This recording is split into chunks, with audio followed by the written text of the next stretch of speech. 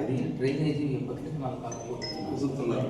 అంటే ప్లానింగ్ చుట్టుపక్కల గ్రామాలు అటు ముందు పోతే సముద్రంకి మామూలుగా మీనాక్షి వాళ్ళు కానీ మాతకాల వాళ్ళు కానీ నెక్కటి సీగుట్టు వాళ్ళు కానీ మొత్తం సంవత్సరానికి వేసుకుంటున్నారు. సంవత్సరంలోకి వేసుకున్నారు. మేమందరం మేము మాట్లాడిన తర్వాత ఇప్పుడు 7 దేశ వాటిలో దీనికి కానీ ఉప్పుగాలకు వదిలేస్తే కెనాల్ కాలువకి మేమందరమే ఈ గ్రామాలన్నీ ఇబ్బంది పడతాం. చాలా ఇబ్బంది అవుతుంది.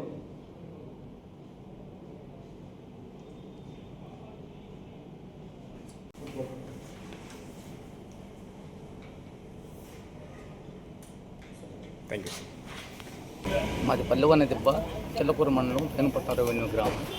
ఇటీవల క్రిసిటీ వారు క్రిసిటీకి సంబంధించి భూములు సేకరించారు. దీనికి డ్రైనేజీ సిస్టమ్ మొత్తం తీసుకుని వచ్చి బకినకెనాల కాలువకి పెడుతున్నారు. దానికి దాదాపు 10 గ్రామాలు ఈ బకినకెనాల కాలువకి డ్రైనేజ్ పెట్టిన దానివల్ల వేస్ట్ వాటర్ దాంట్లో పోయి మొత్తం 10 గ్రామాల వరకు జీవన ఉపాధి కోల్పోతాయి. ఎందుకంటే దీంట్లో చేపలు వేటాడుకొని 10 గ్రామాల వరకు జీవిస్తున్నారు. అందుకని ఈ డ్రైనేజ్ వాటర్ దానికి ఇస్తే మొత్తం అండర్ గ్రౌండ్ వాటర్ మొత్తం పొల్యూషన్ అయిపోతుంది. తాగే వాటర్ కూడా ఇబ్బంది అవుతుంది.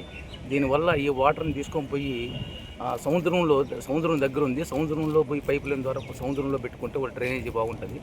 కాదని ఇదే విధంగా మా గ్రామాల మీదకు వదిలితే గ్రామాలు చాలా తీవ్రంగా నష్టపోతాయి. పశువులు కానీ మనుషులు కానీ చాలా జీవనోపాధి కోల్పోతారు. చాలా ఇబ్బంది జరుగుతుంది. గతంలో కూడా మీనాక్షి, మధుకాను, నెక్కంటి సీ ఫుడ్ వాళ్ళ కంపెనీ వాడు కానీ ఈ డ్రైనేజీ సిస్టమ్ని తీసుకొని పోయి సముద్రంలో పైప్ లైన్ ద్వారా సముద్రంలో కలుపుకున్న గ్రామాలన్నీ మధ్యస్థం పెట్టుకొని ఇట్లయినా గ్రామం వాళ్ళ మాటలు తీసుకున్నారు.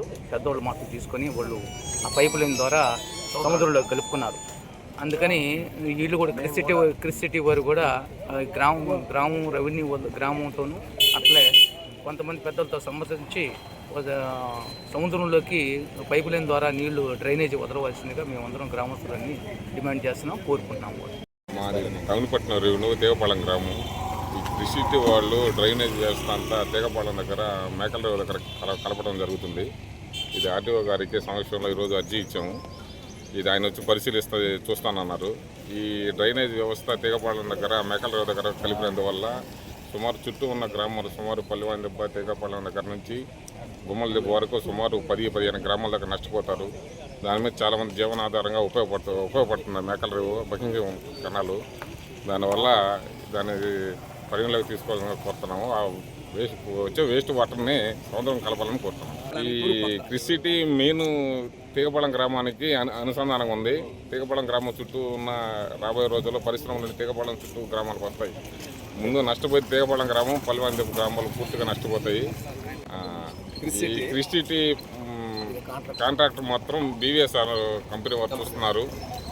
ఆర్డీఓని కలిసాము. ఆయన చూసి త్వరలో వచ్చి చూసి పరిశీలించి ఏదో నివేదిక ఇస్తాను, గ్రామానికి న్యాయం చేస్తానని చెప్తున్నారు.